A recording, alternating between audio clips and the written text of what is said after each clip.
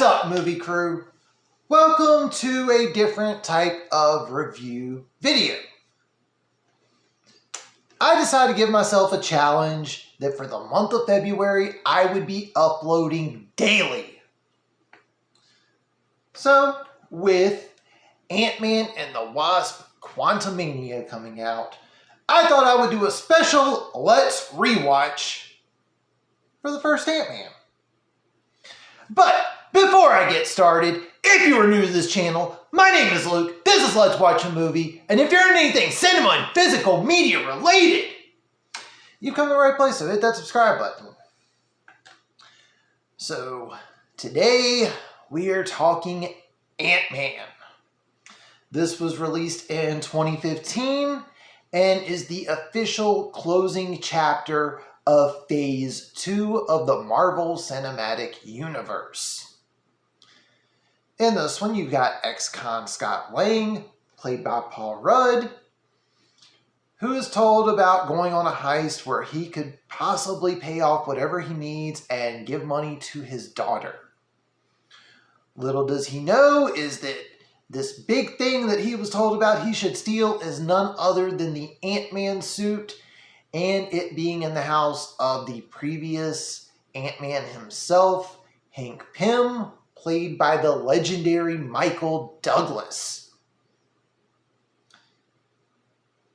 Now,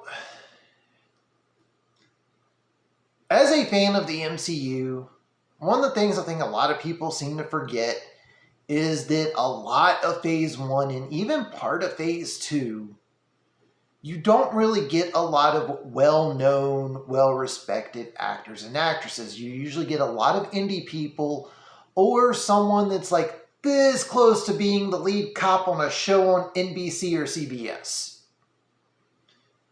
And this and Guardians were like the two movies where we started seeing more well-known actors.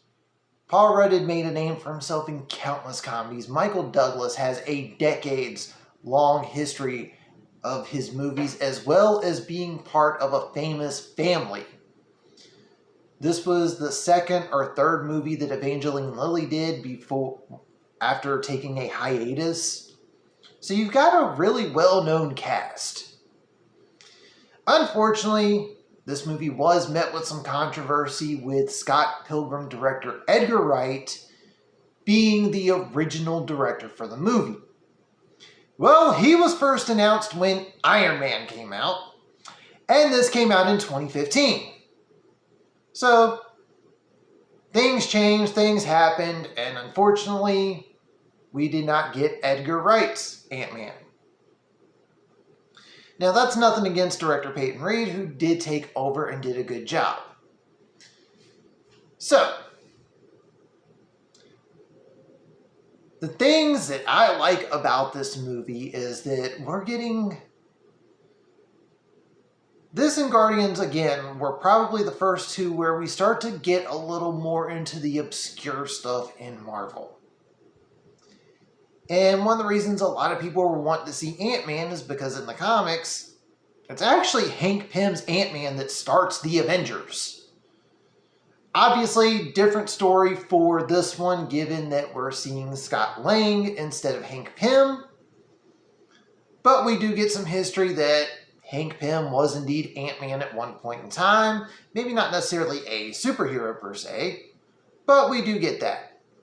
We've got little connections here and there with the rest of the MCU, with the beginning of the movie starting as a flashback where you see Michael Douglas playing a younger Hank Pym talking to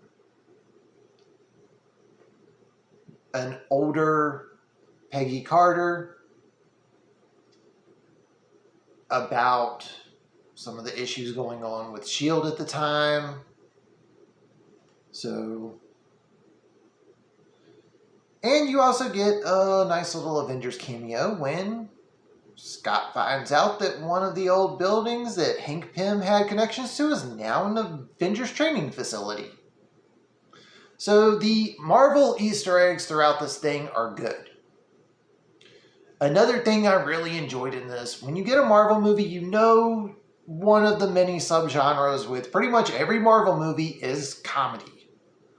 And the thing I liked about this one is it's not just someone saying a quippy line to get the audience to laugh.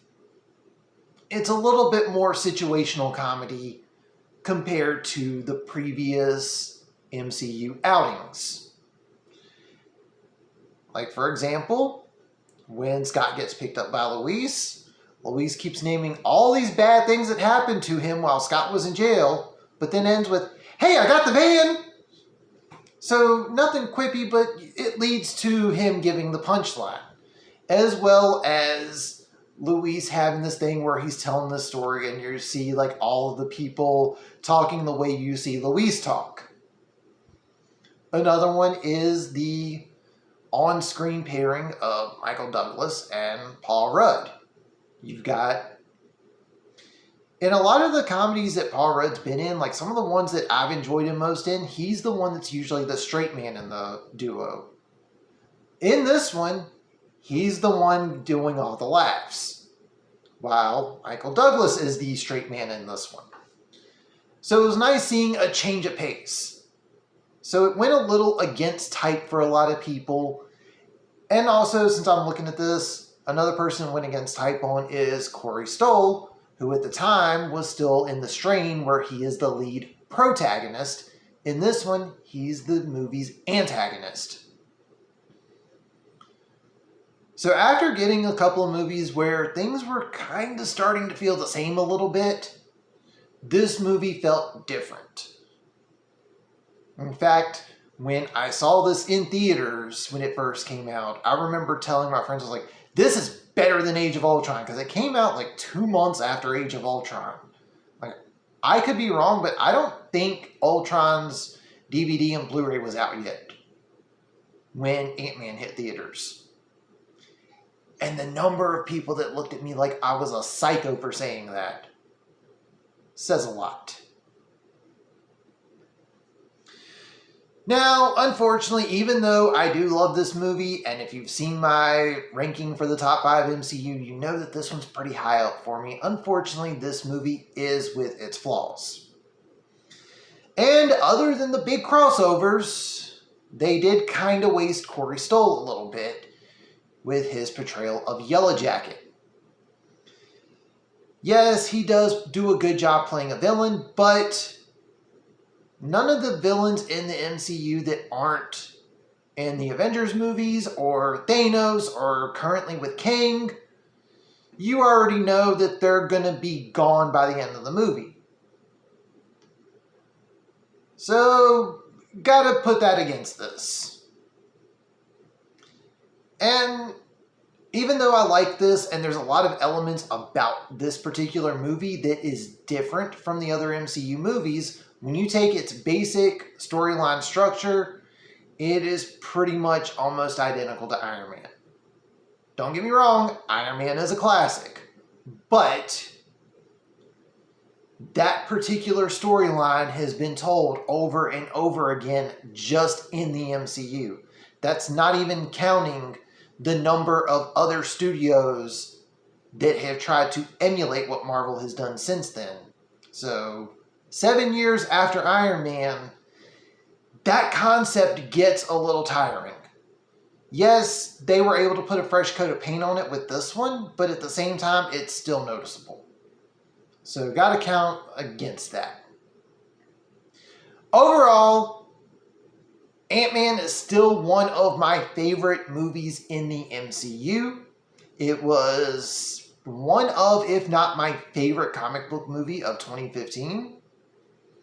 And I've got to give this, I'm going to give it a 4.25 out of 5. It's very enjoyable. I recently rewatched it. Everything still holds up. But again, the flaws in this movie are noticeable. And later this week, I will have my review up for Ant-Man and the Wasp. And as always, if you are new to this channel, hit that subscribe button. You like what you see? Leave a thumbs up. Comment down below. What were your thoughts on Ant-Man? What were your thoughts on Ant-Man and the Wasp? And are you looking forward to Ant-Man and the Wasp Quantumania? But that's going to do it for this one. Thank you all for watching and tune in next time.